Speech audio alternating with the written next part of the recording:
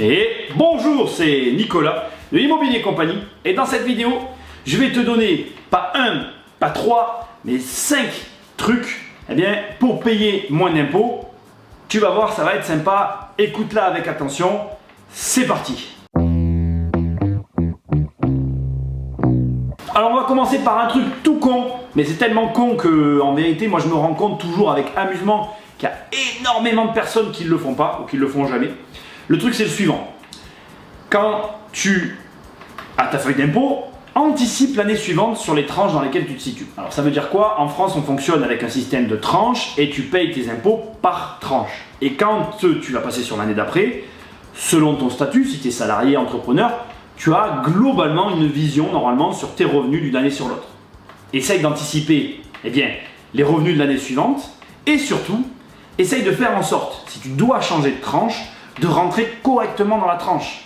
Pourquoi? Parce que quand on rentre dans une tranche, il vaut mieux être au milieu ou en haut d'une tranche qu'en bas. Et si tu l'anticipes ou si tu prépares ce mécanisme à l'avance, tu peux arriver à réduire un peu tes impôts ou en tout cas à ne pas rentrer dans le début d'une tranche pour payer finalement un impôt qui à ce moment-là n'est pas à ton avantage. Deuxième truc, alors là, attention, il faut le prendre avec des pincettes. Là encore, on est sur quelque chose, ça demande de la réflexion, mais l'impôt en France est beaucoup plus fort sur les personnes que sur les entreprises. Alors attention.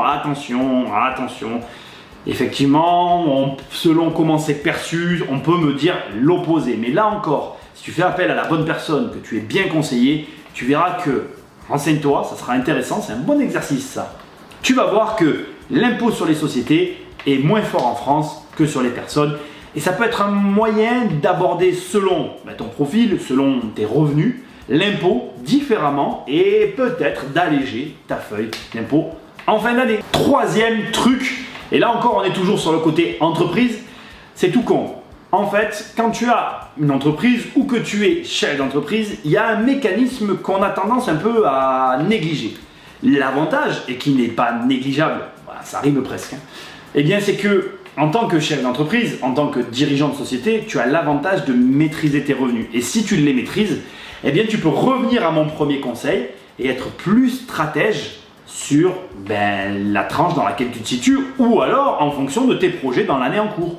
Je te laisse y réfléchir, mais là tu vois finalement un deuxième argument qui vient alimenter le second. Alors donc tu as compris le truc, le second de la liste, qui fait qu'on voit encore un avantage d'avoir une entreprise par rapport à ses revenus.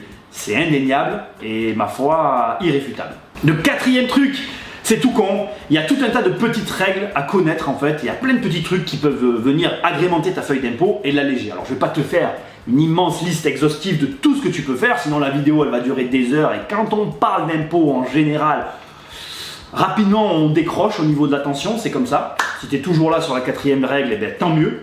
Alors je vais te donner un exemple. Tout ce qui est usufruit, nue propriété, démembrement, en fonction de si tu as des enfants, de ta situation, optimiser par rapport encore une fois à ta situation, ça peut réellement alléger ta feuille d'impôt. Donc, bien maîtriser les petites règles, soit se faire conseiller par les bonnes personnes, soit les apprendre soi-même pour les appliquer à sa feuille.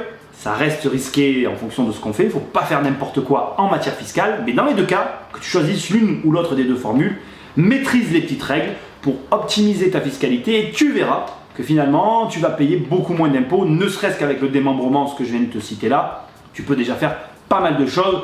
Je te laisse faire des recherches là-dessus, il y a vraiment tout ce qu'il faut sur internet, je ne vais pas refaire ce qui a déjà été fait. On est donc à la 5e règle de ce classement, de ce top, je ne sais pas ce que c'est, au 5e conseil fiscal que je voulais te donner, et qui est ma foi, je crois, l'erreur la plus commune. Et franchement, je ne peux pas mieux te dire, si de tous les conseils que tu as écoutés là, que tu es resté jusqu'à la fin, tu ne dois en garder qu'un seul, garde celui-là. Je t'en prie, garde celui-là. Parce que toi-même, tu sais, tu vas voir, c'est très simple.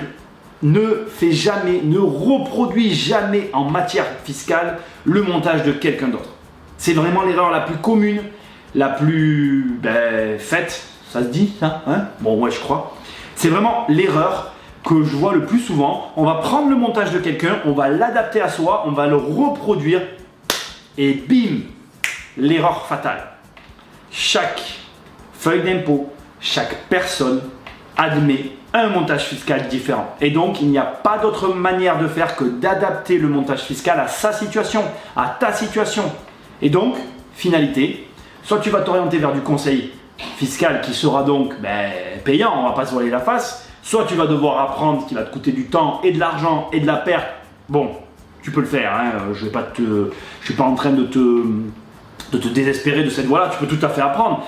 Mais calcule bien, en fonction de ta situation, la première option qui est de prendre quelqu'un est souvent la meilleure. Et d'ailleurs, c'est amusant parce que lorsqu'on en est là, généralement, on ne se pose plus la question. Mais bon, on ne va pas parler de ça. Ce que tu dois retenir, c'est qu'en matière fiscale, ta feuille d'impôt ne pourra jamais être ma feuille d'impôt et tu ne pourras jamais reproduire mon montage bêtement, sous peine finalement d'avoir comme effet l'effet inverse. C'est répétitif, je sais, mais tu peux te retrouver finalement avec un effet boomerang et en voulant reproduire un montage qui te paraît être judicieux, rater des subtilités et te retrouver avec une feuille d'impôt plus lourde que ce qu'elle était au départ.